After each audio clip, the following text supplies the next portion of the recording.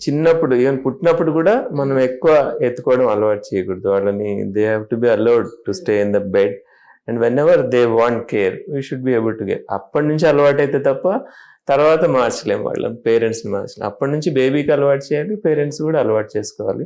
And it is not right. ఒకసారి వాళ్ళు 7th month ఒకసారి నడవడం స్టార్ట్ చేస్తే they want to explore the world, they want to see. You should allow him to explore, you should allow them to play. And that if you don't do that, they'll land up in other issues like other social problems. Interaction is very important for development of the brain.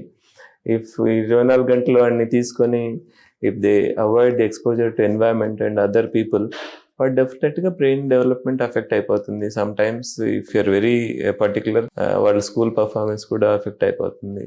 So those things effects ఉంటాయి, side effects ఉంటాయి, extra excessive care. Probably these things are happening because combined ఫ్యామిలీస్లో ఉన్న support, mental support వేరే ఉండింది. ఇప్పుడు nuclear ఫ్యామిలీస్లో ఒకటే వీడిని చాలా జాగ్రత్తగా చూసుకోవాలని ఎక్స్ట్రా కేర్, ఎక్సెసివ్ థింగ్ వల్ల కొన్ని దాని సైడ్ ఎఫెక్ట్స్ బేబీస్ పిల్లల మీద వస్తాయి. That should be avoided definitely. That is not good. కానీ సార్ యాజ్ ఎ పిడియాట్రిషియన్ మీ దగ్గరికి వచ్చే పిల్లల్ని మీరు చూస్తూ ఉంటారు కదా, నేను చూసిన మోస్ట్ ఆఫ్ ది ఫ్యామిలీస్లో ప్రతి 5 ఫ్యామిలీస్లో ఇద్దరికి మినిమం ADHD ఆర్ ఆటిజం ఉంటుంది. మీరు చూసిన వెంటనే వాళ్ళని గుర్తించి వీళ్ళకి ఉంది ఈ ప్రాబ్లం అని పేరెంట్స్కి ఈజీగా చెప్పగలుగుతున్నారా sir? It's really worrying thing in our society now.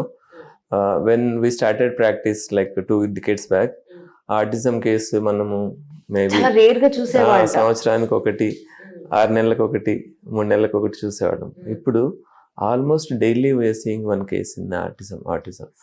And దీనికి it is a multifactorial disease యాక్చువల్గా. ఒక కారణం అని చెప్పలేము. But most important cause what we observed is, one thing is nuclear families and second thing is screen time. And especially after this COVID, there is really explosion of this incidence of autism in children we are seeing. దీనికి reason ఏమంటే అందరు ఇంట్లో ఉండిపోయారు ఆ టైంలో.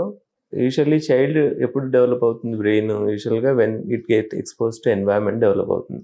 వీళ్ళు ఏం చేస్తారు, ఓన్లీ ఇంకా బయటికి పంపించకూడదని చెప్పేసి, వాళ్ళకి ఏ ఇన్ఫెక్షన్స్ రాకూడదని చెప్పేసి ఎక్స్ట్రా కేర్ తీసుకొని వాళ్ళకి స్క్రీన్ టైం అలవాటు చేసడం వల్ల, ఆ స్క్రీన్ చూస్తూ ఉండడం వల్ల, ఎక్కువ ఎస్పెషలీ మొబైల్ చూడడం వల్ల. టీవీ అంటే కొద్దిగా డిస్ట్రాక్షన్ ఉంటుంది, పర్వాలేదు, అటు ఇటు తిరిగి ఆడుకుంటూ చూస్తుంటారు.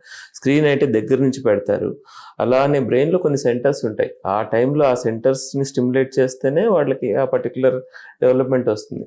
బ్రెయిన్ ఏం థింక్ చేస్తుంది, వీడి స్క్రీన్ చూస్తున్నాడు, వీడికి ఒక చూడడం ఒకటి ఉంటే సరిపోతుంది, ఇంకా వేరే ఏం అవసరం లేదు, వినడం అవసరం లేదు, మాట్లాడడం అవసరం లేదు అని పక్కన ఉన్న సెంటర్స్ ఉంటాయి, అవి డెవలప్ కావు. ఇంకా ఇప్పుడు స్పీచ్ ఉంది, 18 monthsలో they will start speak, they will picking up words.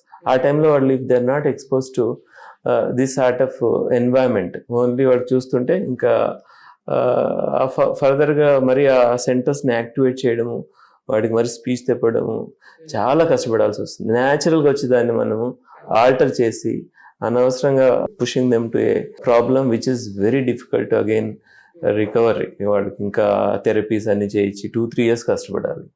So that is especially menace related to this mobiles basically, and the parents should be very careful that their children will not land up in this particular problem, because it's very troublesome for the family, parents and society, and for his future also. So screen time avoid చేయడం అనేది చాలా important. First 2-3 yearsలో very very important. And also they should allow the child to play with other children, social interaction. That will only help them to develop normal development, speech అన్నీ వస్తాయి. ఆటిజంలో బేసిక్గా social interaction, I to eye contact ఉండదు and speech ఉండదు. ఇవి ఉండాలంటే definitely they have to interaction, social interaction, environment interaction. అట్లా ఉంటేనే brain చక్కగా స్టిమ్యులేట్ అవుతుంది, నార్మల్గా డెవలప్ అవుతుంది. ఇఫ్ ఎనీథింగ్ హ్యాపెన్స్, ఈ సర్కిల్లో ఏదైనా తేడా వచ్చినా కూడా it is going to have lot of future implications. The parents, especially where both parents are working, and they have to take some time somehow and see that their child is not getting into this sort of screen time, excessive screen time, and autism and all, speech delay and all those issues. Very, very important. Parents ఇద్దరు job చేయడం అనేది ఈ రోజులో ఎంత important అయిపోయిందో, financially growth ఎంత చూసుకోవడం important అయిపోయిందో, అట్ ద సేమ్ టైం పిల్లలకి టైం ఇవ్వడం, ఒక ఫ్యామిలీకి ఒక బాండింగ్ ఒక టైం ఇవ్వడం కూడా అంతే ఇంపార్టెంట్ అయిపోయింది.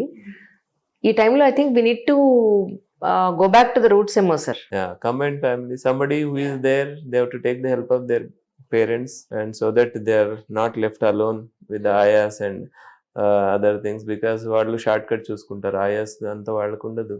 ఏడుస్తున్నాడు అంటే సెల్ ఆన్ చేసి ఇచ్చేస్తారు. So Correct. That will have long term problems.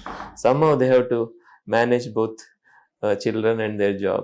There is no other go, because for that, at least that crucial period, like 1 year nunchi 3 years daka, after that they'll go to some play school, and then there is lot of stimulation there, and good teachers are there, good stools are there.